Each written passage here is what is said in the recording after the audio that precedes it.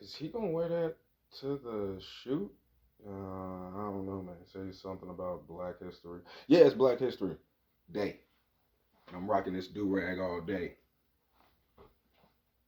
And they know me, LP the go ghost on it. LP mastermind all of. So to kick this thing off, who else better than my boy Rashad Evans? At one point, I wasn't gonna do it in this order, but then I went on Eagle FC, I believe it is, and your boy had a fight 2 weeks ago. Shout out to Black History Month. Shout out to my boy Rashad Evans. Picked up a dub at a legacy age. My boy didn't look too old out there. He did his thing. So shout out to him. So we definitely about to do one for the legend, Rashad Evans. Let's go. 3 things that cemented his legacy. We don't even have to speak about the wrestling. He definitely one of the ones, especially at light heavyweight, putting in for the wrestling for, I think, for more African American like motherfucking fighters. But I really want to say more just wrestling at the light heavyweight division as a whole, because Randy Couture was doing it at one point in time, but once they got the Chuck, no, Tito was on it too. Tito was on it too. But Rashad was definitely one of the elites when it came to wrestling. Definitely a number one. And number 2 is his power, ground and pound. If you ended up on that ground and he was on top of you, chances are it's gonna be a wrap. We don't have to say too much, man. Y'all already know. He definitely had a killer ground and pound. And 3, his stamina.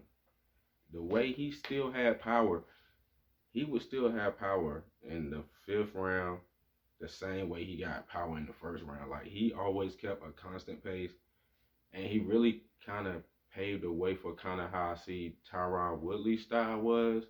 And let me not get ahead of myself, but definitely the pace that he moved at, he always keep a constant pace, constant strength, constant endurance. Definitely a great thing about Rashad. 3 legacy fights. I want to see if he was at his prime. Definitely him and Kamaru Usman. Definitely would want to see him and Kamaru Usman. I think, and during that fight, they talk about how he trained with Rashad Evans, but I would definitely love to see that fight, like how they did Stylebender versus Anderson Silva, Rashad Evans and Kamaru Usman. If Rashad Evans was a little bit younger, I don't think he could stick. I don't think he could stick with him. But if he was in his prime, definitely. Number 2 would have to be, I would want to say John Jones, but I feel like because when him and John Jones fought, I feel like it was probably 2 or 3 years too late, but still not. Cause I don't want John Jones to be too early either. But I really would want to see them two at their prime, especially with the wrestling and the fact that they did train together and all the stuff that was going on. If they were both at their prime, see what they look like. And third and final, man, I think a real banger would have to be so many, man, so many. I'm trying to stay from picking one that he's already had before. How can I forget, man? DC, Daniel Cormier.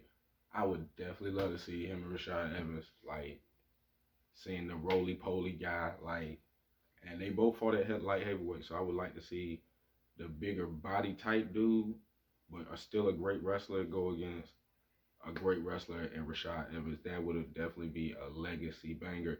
And we're not done. 7 days of this, day 1, and we're going to keep it rolling, baby. Let's go. See, we wild up on these streets, saying you should know that. Say you should know that, yeah, and you should know that. Said you should know that, yeah, and you should.